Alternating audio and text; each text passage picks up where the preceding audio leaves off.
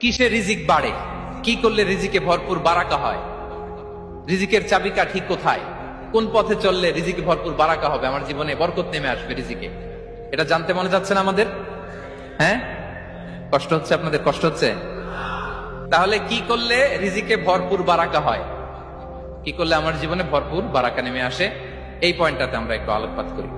যেসব কাজ করলে আমাদের জীবনে রিজিকে আসমানি বারাকা নেমে আসবে, আমাদের রিজিকে আসমানি বারাকা নেমে আসুক, আমরা চাই কি চাই না? সবাই আমরা চাই নিশ্চয়ই। যে কাজ করলে রিজিকে আসমানি বারাকা আসে, এর এক নম্বর হচ্ছে তাকওয়াল্লাহ, আল্লাহর ভয়। আল্লাহ তাআলা বলছেন, ওমাই ইয়াত্তাকিল্লাহা ইয়াজআল লাহু মাখরাজা ওয়া ইয়ারযুকহু মিন হাইসু লা ইয়াহতাসিব।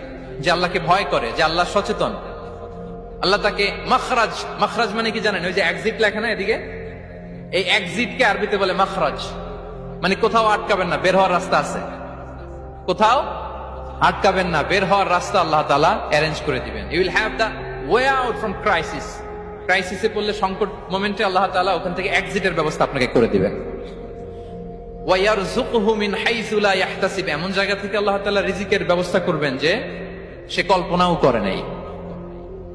এরকম অনেক সময় হয় না যে আমি ভাবিও নাই যে এখান থেকে আমার রিজিকের বন্দোবস্ত হতে পারে, কোত্থেকে যে রিজিক চলে আসলো, এরকম জীবনে মাঝে মাঝে হয় কি হয় না? ব্যবস্থা করেন কে?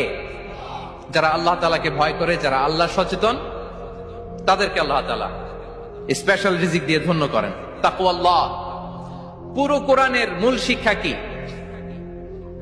পুরো ইসলামের এসেন্স কি, জিস্ট কি, সারাংশ কি, যদি আমাকে জিজ্ঞেস করা হয় আমি বলবো তাকওয়াল্লাহ, আল্লাহর ভয়, আল্লাহর সচেতনতা। Allah is watching me, Allah is observing me.